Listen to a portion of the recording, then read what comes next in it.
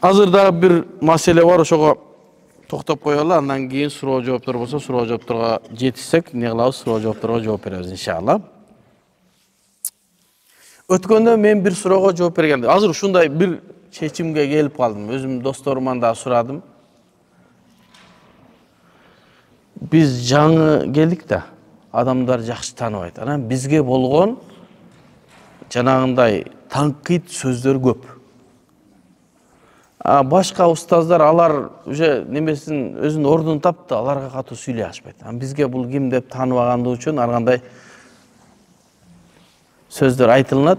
Анан ошол сөздөр ошол шубха, күмөн бойдон адамдарда калып кетпестен ар бирине жооп берип коюш керек болуп атат.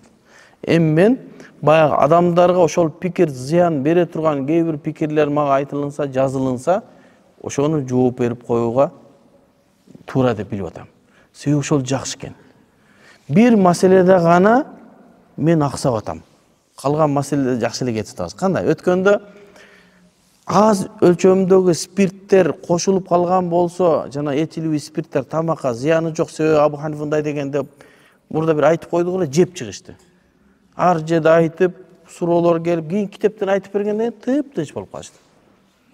Ошондой маселе айтылсаң, силер алар билбеген маселени айтсаң эле кыйкырып чыгышат. Анан кайра китептен айткандан кийин кайра эмне болуп калып атат? Анан кече бир заман маселеде дагы эмне дедим?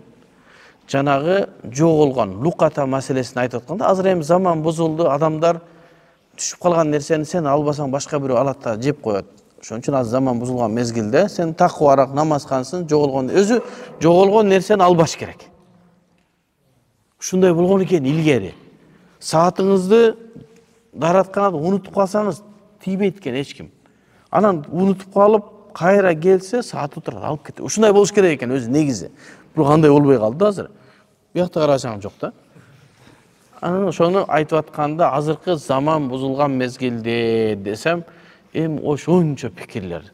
Заман бузулган деп айтпа, заман бузулган деп айтпашыбыз керек, элдер бузулду деп айтыш керек. Ушундай адамдар бар экен да. Анан алардын дагы бир жүйөсү бар. Имам Муслим өзүнүн Сахih Муслиминде Абу Хурайра радиаллаху анхудан риваят кылган бир хадис бар. Пайгамбарыбыз менет: "Ла тасуббуд-дахр, фа инналлаху хуад-дахр." Заманды сөкпөгүлө, Аллах Таала ошол заманды жаратуучу жана заманды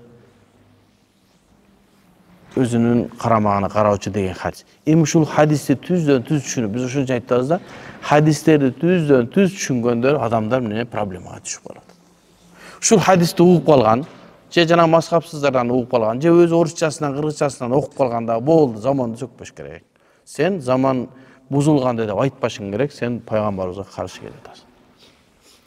Анан эми бул хадисти алымдар кандай түшүнгөн? Бул хадисти алымдар эмне? Бул мажаз, өтмө мааниде айтылынган. Ад-дахр деген бул заман, вакыт. Эми көптөгөн алымдар бунун маанисин айтыр. Ва ма'на фа инналлаху хуад-дахр ай фа'илин навазил ва хавадис. Эми пайгамбар саллаллаху алейхи ва саллям бул хадисти эмнеге айткан? Бул хадисти айтканында Мекке мушриктерге айткан. Мекке мушриктерге катуу жамгыр жааса, же бир сел акса, дароо эле заманды сөгүп ушинтип калчу экен да. Анан Аллах Таала эмне? Силер заманды сөкпөгүлө деп айткан хадис ошо экен. Себеби жамгыр жадырып аткан Аллах, селди жүргүзгөн Аллах, жер көчкүнү кылган Аллах. Сен ошол жер көчкүнүн жасатып атканды сөгүп атасың. Ошон үчүн заманды сөкпөгүлө деген хадис. Биз ал мааниде айткан жокпуз. Биз адамдар бузулган деген мааниде айтабыз. Биз бир жер көчкү болгондо фасады заман деген жокпуз. Адамдардын акыбалы бузулганда. Ушундай болуп, урдалган нерселер ордунда эмес, адамдар эмне кылып, аманатка кыянат кылып калган мезгилде эми заман бузулду деп мындай айтып койдук. Эми Ханафи мазхабтагы алымдар ушул сөздү колдонгон бекен, колдонгон эмеспи? İmam Şurunbulali'nin Şirunbulaliye деген китеби бар. Durarul Hukam, Şarhı Gurarul Ahkam деген китепке комментария жазган. Ошол комментариясында дейт: "Янбаги ал-амалу bil-qawli bi-adami naqliha min al-Misri ila al-qaryati fi zamanina lima huwa zahirun min fasadiz zaman. Şurumul alim ne deydi? Bir kızdı aldı. Al şaharda yaşayım degenden keyin şaharda yaşasın. Ayılga alıp ketip kalbasın. Ayılda biraz topolunaq zakon iştebeyt deydi. Fi zamanina lima huwa zahirun az zaman uşunda görünüp atat. Min fasadiz zaman zamanın buzulgandığından deydi. Jöndelе колдонот экен o hadis kesedir alımlar. Men ele aytып atkан jerim жок, ha? Andan keyin bizning ustazı Salah Abul Haj özünün İs'adul Mufti degan kitabı var. İmam İbn Abidin'in Rasmul Mufti degan kitabını жазган şarhı. Oşonda ne deydi? Hada min asalibir raisi allati ja'alatu ulama yemna'una khuruj anil mazhab. Hazır bizden alimler uşunday bir çeşimge gelip kaldı. Yemna'unal khuruj anil mazhab. Mazhabtan çıkmaş gerek. Mazhabtı karmaş gerek. 4 mazhabtın birini karmaş gerek. Fil fatvada. Mazhabtan sırt karacaktan bir fatva bersen al fatva ötpeyt deydi. 4 mazhabtın içinden bersen gana ötөт. Şunday mesele. Vel qada. Jana bizde de qazıl kılsan bi sebebi fasadiz zaman dedi. Zamanın buzulgandığına. Nege? Sebebi her kim her jaktan alıp bu yerden bir nerseni uğut yaktan uğula kılıp örbey. 4 mazhabtan Ahl-i Sünnet vel Cemaat degen 4 mazhabtın içinden aytsın. Sebebi hazır bir sebep fasadiz zaman zamanın buzulganına baylanışlı deydi. Jöndelе колдонот экен alımlar. Эми көп men aytayın dep neme kılıp koydum prosta. Bunu bardığını okup ötürüp siledim vaktına. Demek zamanın buzulgan, же bolsa zaman buzuldu dep aytsam ne bolbойт экен? Problem emes. Anan эми силердин көз карашыңар менен жашашабыз мүмкүн эмес да эми. Ошол bir mezgil geler деп атабыз. Биздин сөздөрүбүздө уккандан кийин ошо bir нерсени билет деп айтып калса керек депчи. Демек ал мен көптөгөн эмелерди атайын жазып китептердин баардыгын көтөрүп келгенге мүмкүн болбоду. Ар бирин көтөрүп келейин дегем. Негизи күн суукта көтөрө албадым да. Ошого алардан көчүрүп бияка жазып койдум. Негизи көп мынакей Бадреддин Айниден, имам Jassas'tan жана башка алымдардан fasadi zaman zamanın buzulganı деп эле колдонуп келишкен. Жана аялдардын мешитке келбегиле дегенде да ошондо да айтат го. Az zaman buzuldu. O fasadi zamanda özün fıkh kitaplarında da var. Sebebi Ayşe neviz radıyallahu anha aytata Peygamberimiz mezginde ayallar cemaatga gelip turgan. Keyin Peygamberimiz ötkөндөн keyin ayallarga mine tıyып salıngan. Oşo Hanafi mazhabta ayalların meşitke gelbegeni jakşı deydi. Anan Ayşe nevizden suraytı da nege dese hazır Peygamberimiz bizdin ayalların awalын görgöndө ayalların meşitke gelgenden tıyat ele deydi. Buzu her neyse olganda jaman kiyinip başlaşkan başka olgan erkekler cemaattan çıkıp atsa aralaşıp ketken başka olgan adamlardan bir yaktan zorga zikir çalıp yüreğini tazalap atkanda çıkıp karaydı. Oşogo li fasadiz zaman bizdin zamanımız buzulgan. Ayşe radıyallahu anh'unun mezgilinde oşonday olgan eken. Bizdin zamanımızdaçı. Oşogo mine Hanafi mazhabı li fasadiz zamanın buzulganına baylanıştı. Ayallardan cemaatga barbay olgany jakşyraak dedi. Bargany makruh dedi. Al muhim oşonday meseleler köp, ha? Andan keyin daha bir nerseni aytıp koyayın degem.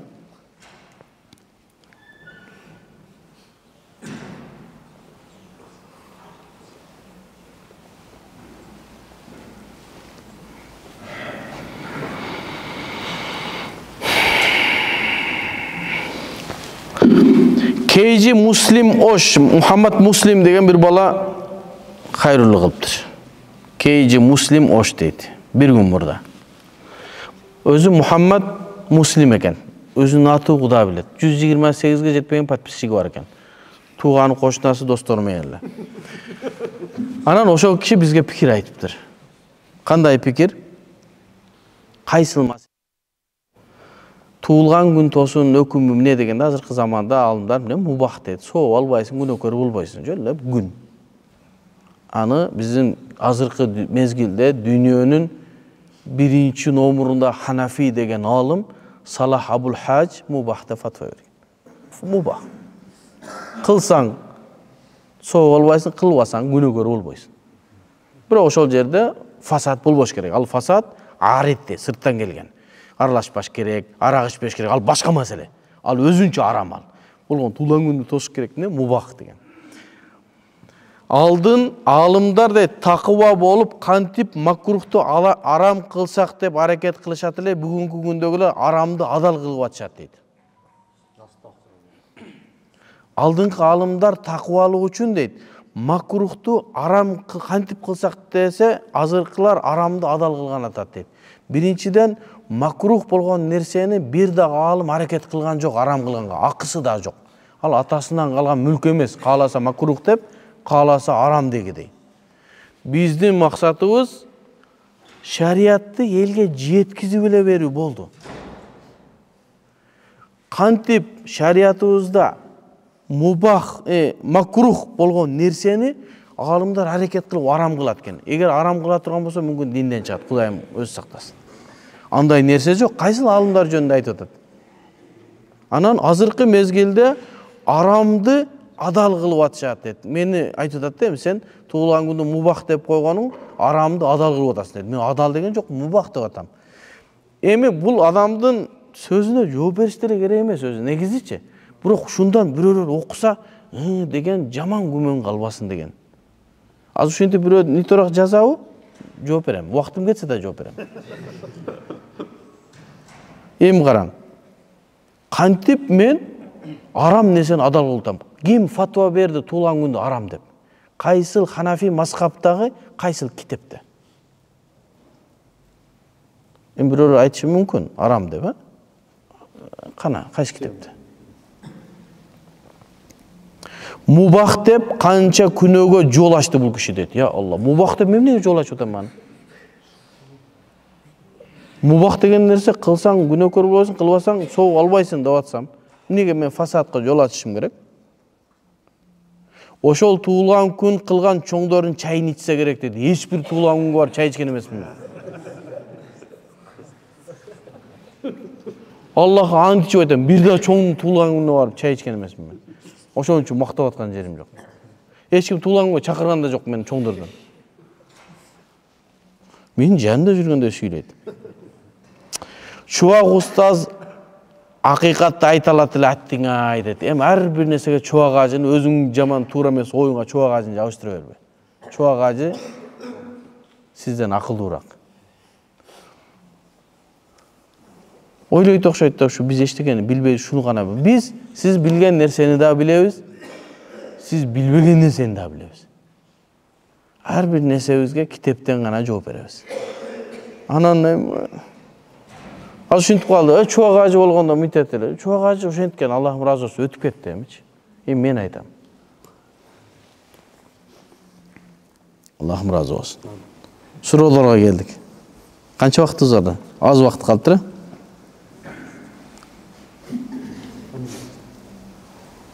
Суроо жаман көп экен.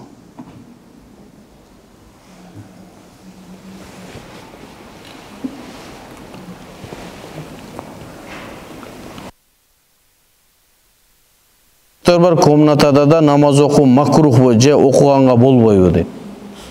Сүрөт бардын, сүрөттүн маселесин айтканбыз. Сүрөт экиге бөлүнөт. Шариятыбызда тыюу салынган сүрөт, анан шариятыбызда тыюу салынбаган сүрөт. Кол менен тартылган, жанагы площадьтын жанына тартышат го, живопись менен. Ошо кол менен тартылган ошол сүрөткө шариятыбыз арам деп фатва берген. Арам.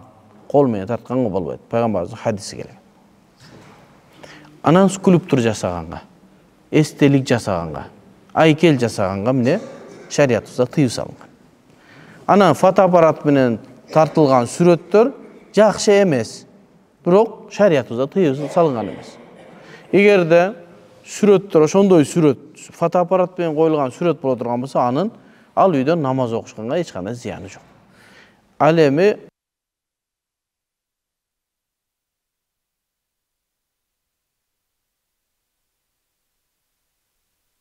зыяны жок. Эми бирөө айтат, кол менен тартылган, фотоаппарат менен тартылган шунчалык сонун болуп турбайбы? Эмнеге фотоаппарат менен тартылганда боло берет дейбиз дагы, кол менен тартылганда болбойт дейбиз десе, алымдар ушундай деген, мен деген жокмун. Алымдар ушинтип фатва берген. Кол менен тартылган кандай эле сен бир сүрөттү тартып, Аллах Тааланын бир сыпаты менен сыпатталып атасың да жаратып атасың бир нерсени. Кээ бирлер бирөөнү карап туруп тартат, кээ бирлер өзү ойлонуп бир кыз тартат. Ал деген нерсе өзү жаратканга окшош болот. Ошон үчүн кыяматка барганда жан киргиз деген сурак ошон үчүн болот. Мындан 100 жылга жакын мурда Египетте Мухаммад Бахит Ал-Мути'i деген муфтий болгон. Ханафи алым. Ошол киши фатва берген. Фотоаппарат менен тарткан сүрөт менен кол менен тарткан экөө эки башка. Анан жана маскапсыз айырмалабайт алчы. Мына жерде намаз окуп атасың, астынан өтүп аны айырмалабаганы сүрөт, эки сүрөттү айырмасын каяктан билет ал. Биринчиси кол менен тартылып, ага кадимкидей жаратууга окшогон болду. Ал фотоаппарат деген нерсе болгон көлөкөнү гана сага сактап берип атат. Ошон үчүн экөөнүн айырмасы асман менен жердей. Сууну карасаңыз өзүңүздү көрсөңүз болот, а? Ушул арам-барам эмес, сууну карабаш керек. Мен сүрөтүм чыгып калып атат деп. Ошондой эле. Күзгүнү карасаңыз өзүңүз көрүп атпайсызбы? Туунук сонун болбу? Кол менен тартылгандан жакшы. Зыяны жок. Маселе ошол жакта. Болгону фотоаппарат менен тартылган сүрөт жөн гана көлөкөнү гана сактап берди. Болду. Ал эми жанагы кадимкидей бир нерсени жаратканга аракет кылат. Ошол себептен эмне? Арам деп айтылат. Бардыгына келеби же адамга гана тийип болот? Сүрөт маселесинде жандууларга гана кирет. Ат, эшек, адам, ал эми үйдү тартса, тоону тартса, көлдү тартса сонун болот. Меккени тартсын, мешитти тартсын, сонун үйгө илип коебуз иншалла. Бизде тыюу салынып аткан нерсе эмне? Адамдын сөлөгөтүн же болсо жандуунун.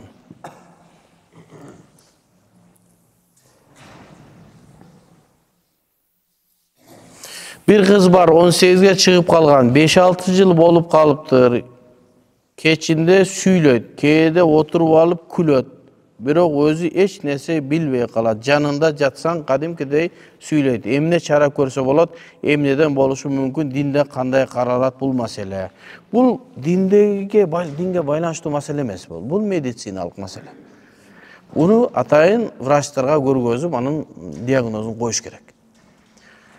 Abu Hanife rahmatullahi aleyhi olsun. Indan keyin Abu Yusuf, Muhammad şakirtleri bardığı medisinalık meselede, soda satık meselelerinde özlörünün hadislerine gayrılışkan. Oşoğu Hanafi mazhapta baştı jarılsa, oşol жерге суу кирсе, орозо болса, орозо бузулат деп фатва берген илгери.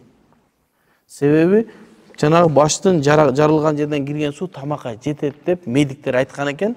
Орозо бузулат деп айтылган.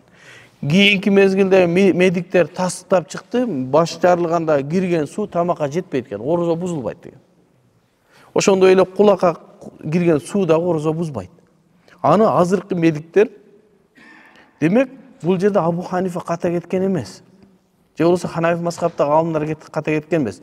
Ал ошонун заманындагы врачтар ката кеткен. Демек биздин динибизде ар бир нерсени эле молдокеден сураш шарт эмес. Ар бир нерсени өзүнүн адисинен сураш керек. Чубак ажыдан Алла рахмат кылсын. Башым жана перхет не? Какаш болуп атат, эмне кылсам болот деп сураган экен да. Аны шампунду башка шампун ал айран менен жуу деп тургансыз. Негизи бул медициналык маселе. Медиктердин, врачтардын иши. Анын сыңарындай ар бир адисти өзүнүн адиси жооп бериш керек. Мына мен үй курайын деп аттым эле, ошону кандай кылып фундамент куям деп менден сурасаң мен билбейм аны. Бизден намазың кандай бузулат, орозоң кандай болду, соода сатыкта кайсы соода сатык дурус болот, канча талак түсөт, ушул маселе сураса биздикилер жооп берет. Бул эмне? Мүмкүн бир өзүнчө бир оору болушу мүмкүн, башка нерсе болушу мүмкүн. Буну атайын медиктерге кайрылып, ошол жактан сурасаңыз иншалла жакшы болот, да? Салам алейкум. Бизде тартыш болуп жатат. Чочконун терисинен жасалган кийим же бут кийим кийсе болобу жана харам жаныбарлардан жасалган кийимдерди кийип жүрсө болобу? Мисалы илбис жана норка. Илбисти сойгонуңузду билип калса, жоопко тартыласыз. Чочконун териси нажасатул айн болгондуктан, өзү туруш турпаты менен нажас болгондуктан анын эч нерсесин колдонгонго болбойт. Колуңузга тийсе нажас кылат. Бут кийимдин ичилиги же болбосо бут кийим же болбосо колгап чочконун терисине жамгыр тийип колуңуз терисе, нымдуулук келсе колуңузду нажас кылат. Болгону кээ бир алымдар мына чочконун жүнүнөн буу кылса болот деп айтылган экен, зарылчылык үчүн. Азыр мезгилде ага зарылчылык калган жок, азыр сонун буулар бар, синтетикаданчы. Чочконун эч бир нерсесин колдонууга болбойт. Эгерде бирөө колдонгон болсо, анда ошол бутун жууп, анан эң арзан нерсе чочконун терисинен жасалган нерсе экен. Ыргыт элейин дагы торпоктун терисинен жасалган бут кийимдерди кийиңиз. Экинчиси, эми башка арам жаныбарлар. Арам жаныбарлардын терилери таза болушунун эки шарты бар. Биринчиси, эгер эшекти же итти сойсоңуз, терисин ушундай жазып алып туруп суу бойдон эле намаз окусаңыз болот экен. Эгер эти чөнтөгүңүзгө түшүп калса, намаз окусаңыз нажасатты көтөргөн болбойт. Бирок жегенге болбойт. Ана айтпасын эртең ол же эшек менен итти жесе болот. Ушундай болуп атат азыр, кызык болуп атат. Бир нерсени айтсаң, башка нерсени түшүнүп алышат. Эми аны үчүн дагы кичине түшүнүк керек экен да. Биздин айтып аткан маселебизди түшүнүш үчүн кичине акыл керек экен да. Анан эми алар түшүнбөй атса, ушинтип биз мынтип ар бир сабакта аларга жооп бергенге аракет туура келип атат. Эми бу биринчи жол. Экинчиси жөн эле өлүп калды. Анын терисин ашаткандан кийин эмне болот? Таза болот. Мисалы үчүн норкалар нажас өзү. Бирок ашатылгандан кийин жана майларын, сууларын кетиргенден кийин аны кийип намаз окусаңыз болот. Ошондой эле иттин терисин дагы, карышкынын териси дагы. Ашатылдыбы, сонун кылып өтүк кылып кийип алып намаз окуй бересиз, дурус болот. Эми жууйсуз карайсыз да. Жанагы жүндөрүндө бир нажасат бар. Себеби алар нажасатыл айын эмес. Туруш турпаты менен нажас эмес чочкодой. Ошого кийимдер ашатылса, тазаланса, чочконунан башкасы эмне таза болот иншалла.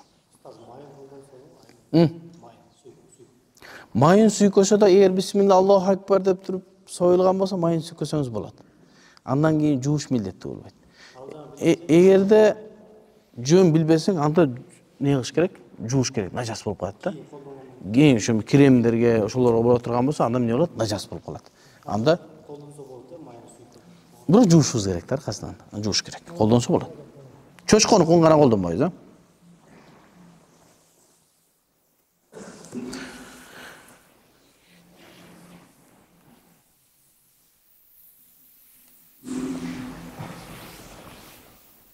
Bir суроо бериптир, түшүнүксүз. Устаз суроом бар эле. Мен торт жасайм. Эртең жаңы жыл дешип буйртма абдан көп болот. Ошол торттон бетине жаңы жылыңыз менен деп жазып бериңчи деп суранышат. Эмне кылышым керек дейт. Жаңы жыл жакын калды да, ушул мезгилде башташат да. Болбойт. Жазбагыла.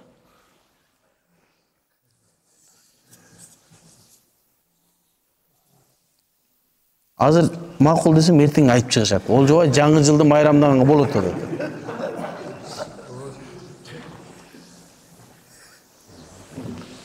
Дамыла келинчегим менен иним өкө чогуу калса болобу, үйдө чогуу калса мен мешитке кеткенде жана башка кетсем да. Жок, иниңиз менен аялыңыз жалгыз калганга болбойт, шарият тыюу салат. Иниңизди намазга эрчитип алыңыз. Жалгыз калганга болбойт. Себеби махрам эмес.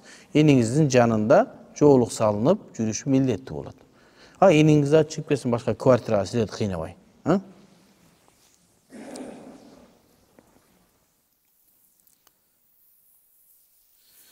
Bir firmada kol aldığında иштеген адамдарына кожоюндары бөлүп мамиле кылуусу кандай болот? Баарынын иши бирдей дейт. Ошон үчүн өткөндө айтканбыз. Ар бир адам өзүнүн кол астындагы иштегендерге адилеттүү болушу керек жана зулумдук кылбашы керек. Бардыгы бирдей иштеп атабы, бардыгына бирдей мамиле кылуу важип милдет болот. Ошондой эле жада калса балдарыңыздын арасында дагы бири-бириңе балдардын бирин башкача карап, экинчисин башкача карабастан бардыгына бирдей мамиле кылыш керек. Кээ бирки табийиндер айттыр, жада калса балаңды өөп атканда дагы балдарыңан бирөөсүн артык өөп, экинчисин кылбагына адилетсиздикке кирип каласың дейт. kullukum ra'in kullukum mas'ulun an ra'iyatihi degende Peygamberimiz hadisi var. Силердин кол астыңардагы нерселерге жоопкерсиңер. Зулумдук кылбагыла. Бардыгына бирдей мамиле кылгыла. Адамдардын жүрөгү назик болот. Аз эле нерседен кап болуп калат. Ошон үчүн мамиле кылганда бөлбөстөн, анын жердигине бөлбөстөн, боюнун узундугуна, кыскалыгына бөлбөстөн, бетинин сары каралыгына бөлбөстөн, жашы улуу кичинесине бөлбөстөн, бардыгына бирдей мамиле кылыш керек. Эгер сен адилеттүү, анан кийин Кудай сүйгөн жетекчи болом десең. Болбосо, кол астыңдагыларга кыяматта жооп бересиң. Себеби бул аманат. Аманатка кыянат кылуу шариятта жаман каралган. Бардыгына бирдей мамиле кылсын, кандай болот? Бирок күнөөдө эмес, жакшы иштерде. Күнөөдө муну акмак сенде урушуп койсо, бардыгын урушуп чыгыш керек эмес. Күнөө кылып аткандын өзүң гана урушулат. Ал эми жакшылыкта гана бардыгы менен бирдей мамиледе болуусу керек. Отуруп уктап калса дарат сынабы сынбайбы? Биз адамдарга фатвада бере бербестен эрежелерди да үйрөтүшүбүз керек. Эрежелерди билип алсак, ар ким сурап кыйналбайбыз да. Даратты бузуу боюнча эки эрежени айтканбыз. Биринчиси, эки авреттен чыккан эмне болсун даратты бузат дегенбиз. Бардык нерсе, таш, курт, темир, тезек, башка бардык нерсе эмне кылат? Даратты сынат. Бирок андан истисна дегенбиз бөлүнүп чыккан эки нерсе. Алдыңкы аврет менен аялдардын алдыңкы авреттен чыккан жел даратты бузурбайт. Зары даратты бузат. Андан кийинки экинчи эреже денеден чыккан нажас даратты бузат дегенбиз. Кан, ириң жана башка. Эми уктап калса дарат бузулабы, бузулбайбы? Эмне себептен биздин китептерибизде уктап калса дарат бузулат деп айтабыз? Кандай болуп уктаса, бир нерсеге сөйөнүп уктаса. Себеби адам бир нерсеге сөйөнүп уктаганда жанагы мүчөлөр бошойт экен дагы жел чыгып кетүү коркунучу мүмкүнчүлүгү бар. Ошол себептен дарат бузулат деп айтылат. Эми уйку даратты бузбайт. Уйку даратты бузбайт. Болгону уйку уктаганда ошол арткы авреттен жел чыгып кетүү күмөндүүлүгү 99% болгондуктан анан дарат сынат деп айтабыз. Аны дагы сүрөтүн айткан, бир нерсеге жөлөнүп уктаса, ошол жөлөнгөн нерсени алып салсаң жыгыла турган болсо, эмне дарат сынды дейбиз уктаган адам. Себеби жөлөнүп уктап аткан адам аркасындагысын алып салса жыгылып атат, демек өзүнө бекем эмес, бүт жак кое берген. Бош. Демек ал жактан жел чыгып кетүү мүмкүнчүлүгү бар. Ошон үчүн дарат сынат дегенбиз. Эми ошол эле мезгилде намазда уктап калса, саждада уктап калса, кыямда тик турганда уктаса, рукуда уктап калса дарат сынбайт. Эмнеге? Ал мезгилде адам бекем турат экен да, саждада болгондо, рукуга барганда, кыямга барганда уктап кетсе, өзүнүн дарат сынбайт. Себеби баягы жел чыкпайт экен, бекем болот экен. Ошон үчүн таравих намаздарда анча мынча көзүңөр илинип кетеби? Болот ошо, дарат сынбайт. Эгер Египетке барсаңыз, кыямда 1,5 саат турат. Ошондо уктап кетсеңиз эмне болот? Даратыңыз сынбайт. Ошондой эле сажда, пайгамбарыбыз сажда кылып уктап калган бир жолу. Сажда кылган боюнча уктап калган. Анан ойгонгон. Жада калса бир аз үнү өзгөрүлгөнү дагы билинген дейт. Ошон үчүн саждада, кыямда, рукуга барганда уктап калган. Уктап калса дарат сынбайт, себеби ал бекем болот. Эми ошол эле мезгилде бирөө чөкө түшүп, жана аттахиятыдай болуп отуруп уктап калсачы, дарат сынбайт. Эч нерсеге жөлөнбөсө. Ошондой эле мондошто окунуп отуруп уктап калса дагы дарат сынбайт деп айтабыз. Болгону сөйөнгөнгө болбойт. Бирок дагы бир айтып кое турган нерсе, бизде Нурул Идах деген китеп бар, кичинекей. Имам Шурун Булали деген алымдын китеби. Бул китепти биз сунуш кылып дайым алымдар, устаздар айтып келет. Бул китеп жаңы фиг окуп аткандар окубашы керек бул китепти. Себеби ал жерде Ханафи мазхабтагы муътамат эмес, фатва берилбеген сөздөр дагы кирип калган. Ал жерде окусаңыз бир аз кыйынчылык болот. Аны качан адамдар өзү жана Ханафи мазхабтагы белгилүү китептерди окуп, фикти өзүнө сиңирип алгандан кийин гана аны окуса, өзү ошол жерде митип калкып чыгат жанагы фатва берилбей турган сөздөр. Ошол Нурул Идах деген китепте сөйөнүп уктаса деле дарат сынбайт деп айтат. Алымдардын бардыгы бул туура эмес дейт. Демек, биздин белгилүү китептерде жанагы матындар Кудури, Мухтасар Викая, кәжиддакай ошолордо уктаган бир нерсеге жөлөнүп, ошол жөлөнгөн нерсени алып салса жыгылып түшө турган болсо, мына ошондо даарат сынат деп айтылат. Демек, отуруп нама уктаса даарат сынбайт. Дагы бир суроого жооп берип коелу, ушу менен токтотоюн. Устаз, өлгөн жерде 3 күн тамак жейилбесин деген сахih хадис келгенби? Жебегендер жегендерди жаман көрүп, жегендер жебегендерди жаман көрүп экиге бөлүнүп атабыз. Жамаат экиге бөлүндү. Ачылык сиздин туугандарыңыз дейт. Менин туугандарым экен ачылык. Умар радиаллаху анху өлгөндө кабырга коюп келгенден кийин сахабалар тамак жеген окуя келет экен го, Хаят сахаба деген китепте. Шунун маселеси кандай дейт. Машалла. Шуну эртерээк берилсе, bir мүмкүнчүлүк болгондо bir кеңирээк жооп берсем жакшы болмок. Ошентсе деле имамдан бир аз уруксат сурайбыз. 2 мүнөт, Өлгөн жерде тамак жештин өкүмү. Bizde Hanafi mazhabta mutaahhir, kiyinki gelgen alımlar İmam İbn Humam'dan başkaça aytkanda 9. kılımdan keyin hicrattan gelgenden kiyinki alımlar 3 gün aralığında tamak jegeni makruh dep aytышат. Өлгөн жерде. Ошон үчүн 3 күндөн кийин мага десе 20 төөнү союп деле жей бер. Ошол 3 күн союлбасын дейт. Макрух ал күнү тамак жеген. Эмне себептен? Себеби ал күнү ал жерде ызы чуу болуп атканда сен жийлик бөлүшүп чучук кеспе. Ал жерде ошон үчүн пайгамбарыбыз бир сахаба өлгөндө айткан, тиги үйүнө тамак киргизип койгула, алар кайгырып отурушат. Тамак кылганга мүмкүнчүлүгү жок деген маселе. Анан ал жерде азыр бизде тиги өлгөндөр тиякта ыйлап атат, буякта бул семиз жылкы, бул арык жылкы деп жылкыны талашып аткан болуп атабыз. Бул жерде той болуп атабы же аза болуп атабы? Шунун үчүн 3 күнгө чейин союлбасын макрух деген маселе бар. Анан болот деген адамдар дагы бар. Биз ушу Ханафилердин ичинде болот дегендерди көрбөдүм. Болгону мурдагы алымдар баяндаган эмес. Демек, алар көңүлдө эле бурган эмес. Кийинкилер гана хадисти көрүп şu makruhta fatva berişken. Emi Umar radıyallahu anhu'nun mezgilinde bir sahabe ölüptür. Şuday hadis var. Ölgönden keyin barıp gömüp gelgenden keyin ayalı tamaka çakırgan, Peygamberimiz gel tamak jeyin degende bir nerseni sezip kalganda bul tamaktın koydun eesinden ruhsat suralınganmı deyip. Görse kıskartıp aytayın, al koydu eesinden ruhsatı jok alıp gelip soygon bolat.